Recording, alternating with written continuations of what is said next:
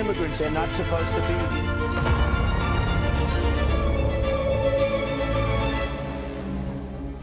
La maquinaria de detenciones desplegada por la administración de Donald Trump reflejó cifras concretas esta semana.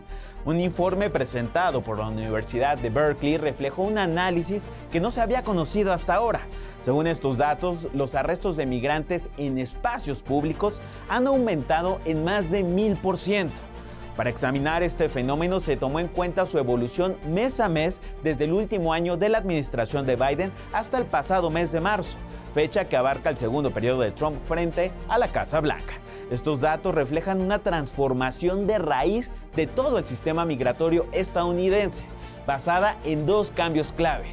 Primero, detener a más personas en más lugares y por otro lado, dificultar su salida una vez que ya están dentro de su sistema de detención, a menos que sean deportados.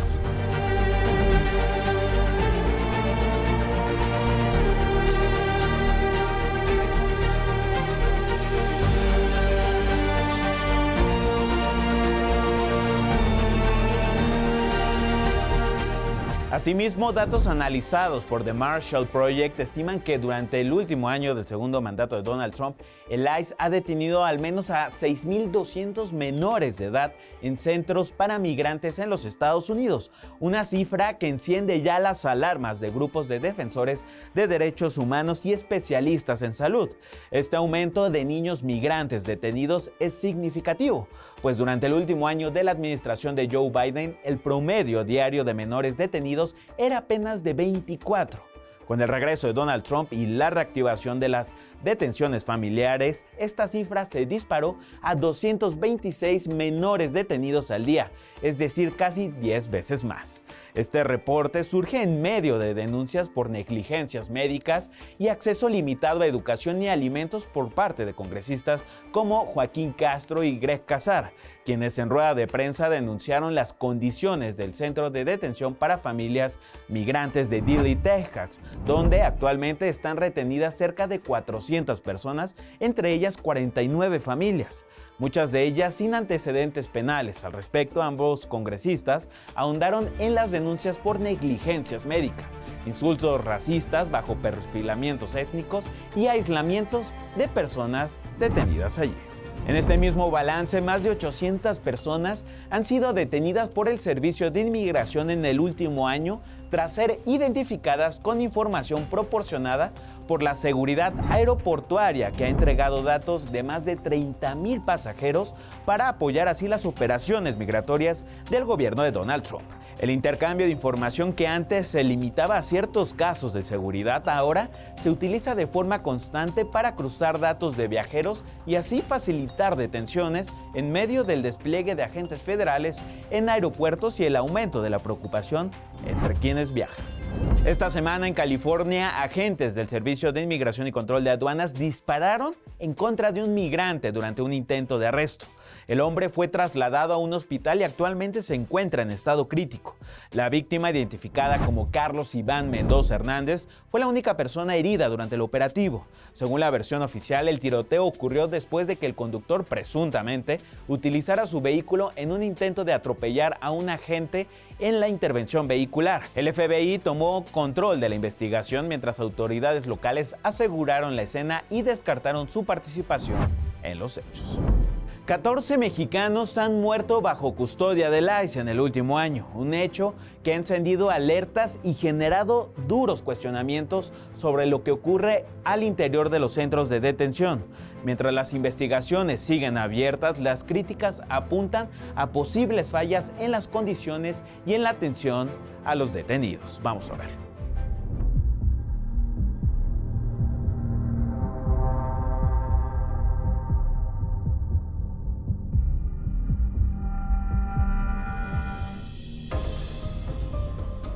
$14 mexicanos han muerto bajo custodia del ICE en el último año. Un hecho que, lejos de aclararse, ha planteado múltiples preguntas sobre las medidas de seguridad en los centros de detención. Desde enero de 2025, el Gobierno de México ha documentado 14 fallecimientos de personas mexicanas bajo custodias de autoridades migratorias o durante operativos de control migratorio.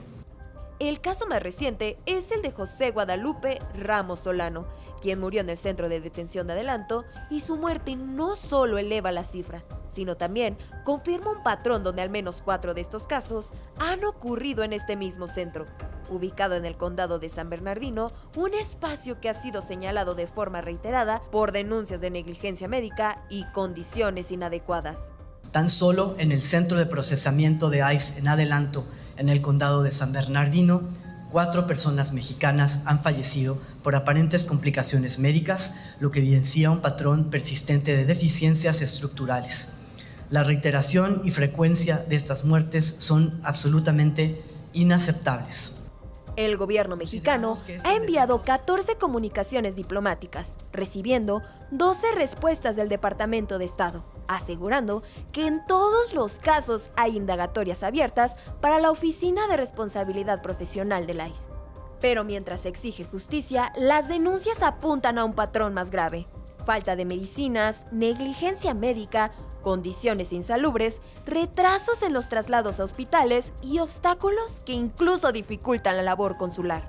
Actualmente, existen más de 200 centros de detención en funcionamiento, donde algunas instalaciones son operadas por ICE, mientras que otras son gestionadas mediante acuerdos de colaboración con el gobierno local o contratistas privados, como es el caso de Geo Group y Core Civic, quienes han recibido millones en ganancias celebrando la expansión de sus instalaciones como una importante oportunidad de crecimiento. Estas empresas han sido denunciadas múltiples veces por maltrato a detenidos, alimentos dañados y negligencias médicas. Tras una investigación del medio Time y la Red Nacional de Jornaleros, en lo que va del segundo mandato de Trump, el 95% de las muertes reportadas pertenecen a centros de detención privados, mismos que albergan a la gran mayoría de los inmigrantes detenidos por el ICE.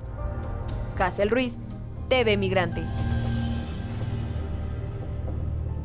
Y el Senado de la República de México aprobó la ratificación de Roberto Velasco como secretario de Relaciones Exteriores con 81 votos a favor y 30 en contra.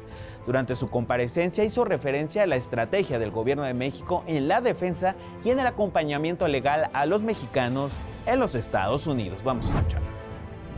Además de la protección consular, el vínculo con nuestras comunidades en el exterior constituye una prioridad institucional.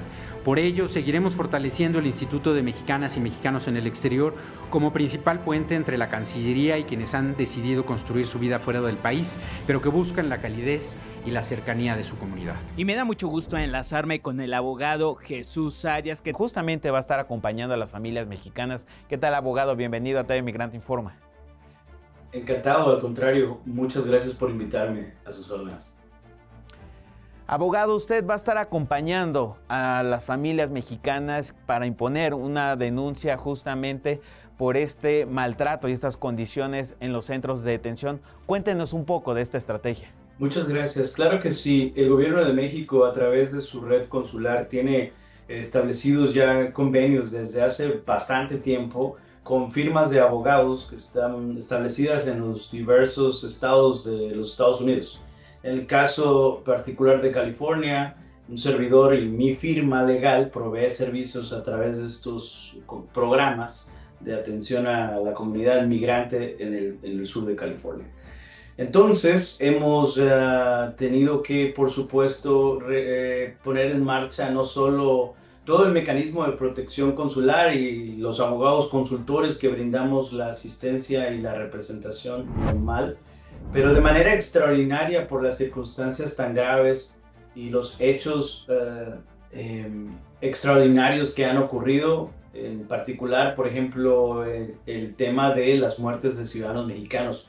En los últimos 3-4 meses han fallecido 4 ciudadanos mexicanos en un centro de detención en particular, que es el centro de detención de la ciudad de Adelanto, California. Y de esas 4 familias, mi oficina está llevando la representación legal de 3 familias, la familia Ayala, la familia García, y en el caso más reciente del fallecimiento del señor José Guadalupe Ramos, la familia Ramos. El Gobierno de México no solo tiene el mecanismo de que nosotros como abogados podamos representar a las familias y llevar los casos a una corte de justicia, pero también está tomando otras alternativas, lo cual vemos muy bueno, y esta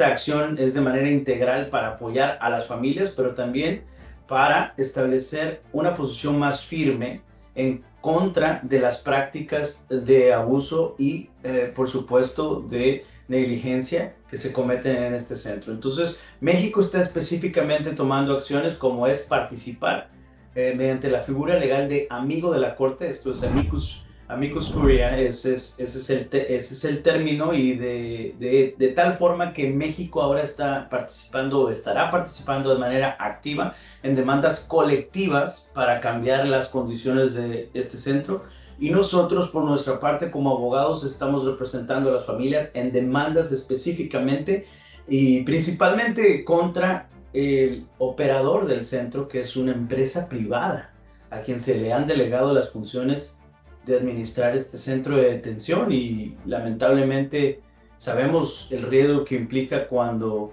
se delega una función tan importante a una compañía que tiene un fin o un objetivo principal, que es un interés financiero, el fin de lucro.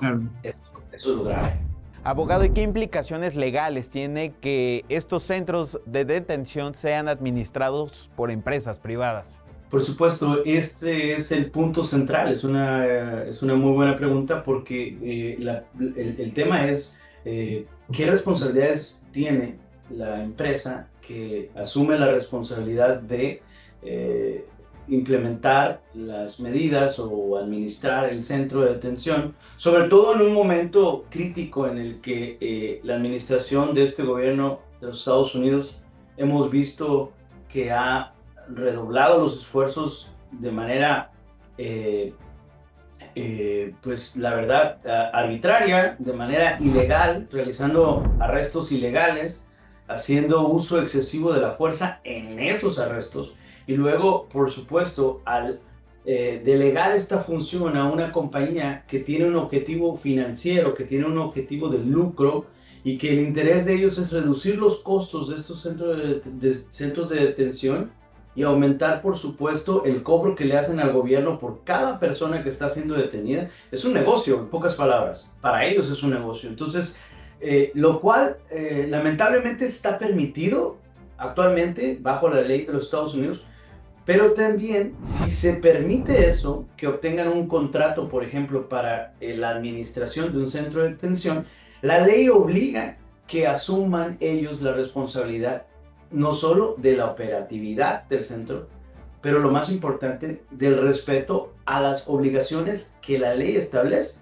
y la Constitución, por supuesto. Claro. Como lo dijimos lo hemos dicho en las conferencias que se han realizado al respecto, los derechos constitucionales y los derechos humanos de las personas que están siendo detenidas por inmigración no están a la venta. Eso no está a la venta, y no vamos a permitir que las personas corran más riesgo de su vida y que sigan perdiendo la vida en estos centros que están en condiciones inhumanas, en condiciones negligentes, en condiciones que no se apegan a lo que la ley obliga para el respeto de los derechos constitucionales y los derechos humanos de las personas detenidas. Y esta es la razón por la cual estamos actuando, para que no ocurra una más muerte en este centro en particular, ni en ningún otro centro de los Estados Unidos. Una muerte es demasiada, una, y llaman 4. Abogado, ¿y hay otros países realizando acciones similares, o es exclusivamente enfocado tal vez al caso mexicano? Actualmente no solo hay mexicanos en este centro, por supuesto que hay ciudadanos de otras nacionalidades, pero hay que entender que en el sur de California somos mayoría. Entonces, un gran número de las personas que están detenidas son de nacionalidad mexicana. Y por supuesto que preocupa a consulados y embajadas y a gobiernos de otros países, pero hasta el momento nuestra información indica que estas 4 muertes, pues los 4 son mexicanos. Pero yo he tenido la oportunidad de hablar con gente de Nicaragua, gente de Guatemala, gente de otros países que incluso se han enterado de las acciones que estamos tomando en contra del centro y de las autoridades que están administrando este centro y quieren ayuda. Y me han llamado directamente para pedir ayuda, para que nos comuniquemos con sus abogados, con sus familias, porque me dicen y me han dicho directamente la gente que me ha llamado del centro y conocemos el centro, pero más importante, ahorita las condiciones en las que están, pues lamentablemente son las peores, el nivel más bajo que hemos visto de implementación de los estándares o los estándares de respeto a la Constitución y a las obligaciones que la ley les exige. Entonces estamos en el momento más crítico de la operación de este centro y el objetivo es tomar acción inmediata. Esto requiere una acción integral. Ya hay organizaciones demandando, ya hay demandas colectivas, ya hay acciones diplomáticas. Estamos nosotros interponiendo estas 3 demandas y pues tenemos que hacer esto en general, colectivamente, como comunidad, porque no es posible. Esto es inaceptable. No vamos a quedarnos con los brazos cruzados, y para las familias de las personas que siguen ahí, les decimos que por favor busquen ayuda, que se comuniquen a su consulado. Si son de México, por supuesto, el Departamento de Protección de cualquier consulado, y si son de otra nacionalidad, también se pueden comunicar a sus respectivos gobiernos, porque no se deben de quedar callados. Estamos haciendo lo necesario, y muy importante que no se dejen amedrentar, porque ya tengo reportes de algunas personas que han sido amenazados para no hablar, y eso es absolutamente inaceptable, es un crimen y es inaceptable también. ¿Y qué sigue, abogado, para las familias que han decidido seguir esta ruta legal? En este momento estamos, por ejemplo, en el caso más reciente, en el proceso de la examinación forense. Nosotros hemos decidido realizar una investigación forense aquí en los Estados Unidos, en el estado de California. La familia tiene el derecho de practicar una autopsia privada y contratar tu propio médico forense que realice un examen clínico, físico y de laboratorio para determinar cuáles fueron las causas y las condiciones del fallecimiento, y eso es lo que estamos haciendo. Lo estamos haciendo y lo hemos hecho por otras familias, y estamos en el proceso de esto y de obtener el resultado de dichos estudios. En el caso de las familias que han perdido su familiar anteriormente al caso Ramos, ya entablamos las demandas y estamos esperando que el centro de detención, los abogados de las autoridades presenten su contestación a la demanda, y de ahí viene un proceso que se llama descubrimiento de evidencia, en el cual estaremos exigiendo que no solo se preserve la evidencia, por ejemplo, como videos, reportes médicos, testigos, testimonios, documentos. Todo eso tendrá que salir a la luz, por así decirlo, y ese periodo será muy importante para saber exactamente qué es lo que se dejó de hacer, que se tenía que haber hecho, o qué es lo que se hizo de manera negligente o deliberada, que pudo haber tenido un impacto directo en el desenlace lamentable de estos 3 casos.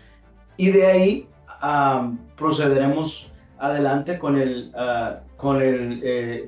proceso de la demanda de cada una de las familias para exigir justicia y saber primero y darles respuestas a esos familiares de qué fue lo que pasó exactamente, por qué falleció, cuáles fueron las causas, y si esto es atribuible, entonces exigir la responsabilidad, que esas autoridades se responsabilicen de lo que han causado, de la pérdida enorme que representa perder un familiar en un centro de detención de la manera más injusta, más inhumana. Por último, estamos también contemplando tomar acciones en el ámbito jurídico internacional, y para esto ya estamos en plática con el gobierno de México en relación a la apertura de acciones en la Convención Interamericana para efecto de exigir un posicionamiento y acciones específicamente del gobierno de Estados Unidos con relación a este tema. Abogado, y en el ámbito multilateral, ¿cuáles son los pasos a seguir para llevar este caso a la Comisión Interamericana de Derechos Humanos? Bueno, como sabemos, la Comisión Interamericana es para estados americanos y el objetivo es, ha habido incluso precedentes. El caso Anastasio, que es un caso de un mexicano donde hubo una demanda y también hubo un posicionamiento, incluso recomendaciones por parte de la Comisión a los Estados Unidos. Estos casos pueden ahora utilizando ese precedente, sustentar un posicionamiento y solicitar acciones más específicas de parte del Estado estadounidense para el cumplimiento del objetivo, porque es obvio que no se han cumplido los requerimientos o lo que se pretendía obtener por parte de los Estados Unidos. Prevenir acciones violatorias de derechos humanos y de conceptos fundamentales del respeto a las personas independientemente de su nacionalidad o de su origen. Y específicamente estamos viendo, obviamente, que en este caso, pues los únicos o la gran mayoría de las personas que han sido víctimas o tal vez, por así decirlo, que han sido específicamente sujetas de las acciones más severas por parte de las autoridades de migración, pues son los latinoamericanos. Claro. No veo yo a ICE arrestando a gente de China, no veo yo a ICE arrestando a gente del continente africano, no veo yo a ICE arrestando a personas de Europa oriental. No, ¿por qué entonces solo nuestra gente? La razón es esta, por el color de nuestra piel. Hay que decirlo como es. Es un arresto y es una acción deliberada por perfil racial. Eso es completamente inaceptable. Abogado, ¿algo que le gustaría agregar en este balance?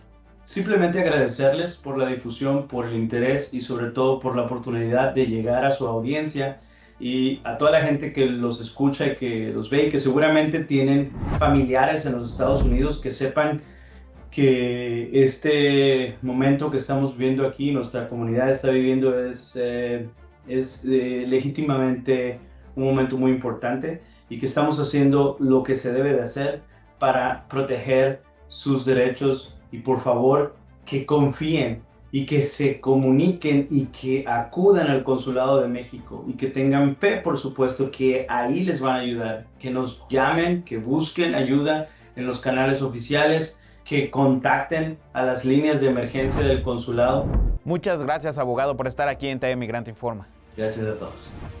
En el Palacio de Bellas Artes, una exposición abre espacio a una expresión artística que durante años ha tenido presencia limitada en este tipo de recintos. El arte chicano reúne a creadores que desde distintas experiencias buscan dar visibilidad a su identidad y a los temas que atraviesan a sus comunidades. Vamos a ver. El arte chicano llega a uno de los recintos más emblemáticos de la Ciudad de México, el Museo del Palacio de Bellas Artes, el cual abrió sus puertas a un movimiento artístico que, a pesar de haber nacido como lucha social en defensa de la identidad mexicanoamericana, ha enfrentado múltiples periodos de escasa visibilidad. Raras veces uno va a encontrar algo de las comunidades diaspóricas de latinos viviendo en los Estados Unidos. Una exposición como esta podría funcionar como puente o puerta para abrir diálogos y comunicación entre mexicanos viviendo o personas de ascendencia mexicana viviendo en los Estados Unidos. Aztlán, Túnel del Tiempo, junta las más de 70 obras de 33 artistas y colectivos contemporáneos residentes en México y Estados Unidos, quienes presentan sus historias a través de piezas artísticas. Siempre hemos tenido ese orgullo, ¿verdad?, de ser mexicano, pero también, pues, ser nacido en los Estados Unidos, pues, no somos chicanos, ¿verdad? Nos hacemos chicanos. Oscar Magallanes, artista y miembro de Trivi Collective, comparte cómo sus obras también reflejan el racismo que han sufrido. También hablar de esa parte del racismo, ¿verdad?, que nos decían cholos, y esa palabra viene de que nos decían como mexicanos o que éramos cholos, ¿verdad?, que éramos perros. Son cosas que nunca hemos dejado de pelear por el racismo que siempre ha existido. Esto no empezó con Trump, esto empezó desde que los Estados Unidos la invasión a México. Son las mismas palabras, las mismas cosas que dicen de los mexicanos, ¿verdad? Y que los inmigrantes. La exposición, lejos de presentar solo obras, reflejan años de lucha, resistencia y posturas políticas. Tenemos que estar más atentos a lo que está pasando porque están tratando de quitar esa ciudadanía a los mexicanos, o si no fuiste nacido ahí, hasta si eres nacido ahí, ahora te quieren quitar eso. Entonces, por mí son cosas que siempre hemos peleado con eso y representado eso en el arte. Y muchas veces es arte por la política y por eso no pueden encontrar un lugar en los museos. Y a pesar de todas las adversidades, la comunidad chicana se abre paso para visibilizarse en uno de los recintos más importantes del arte mexicano, transformando la cultura de dos países en una identidad propia que exhiben con orgullo. Me da mucho orgullo estar aquí y saber que se logró algo que no se ha hecho desde los 60, ¿verdad? Que se pintó un mural adentro del Palacio de Bellas Artes y que pudimos hacer que éramos chicanos y gente indígena y migrantes que hicieron eso. Castel Ruiz, TV Migrante. Muchas gracias por estar en este programa de TV Migrante Informa. Yo soy Emerson Segura y no se pierdan todo nuestro contenido en nuestras redes sociales en @TV Migrante, en la plataforma digital de los medios públicos MX Plus, en Altavoz Radio, en Canal 14 y desde luego en TV Migrante. Hasta la próxima.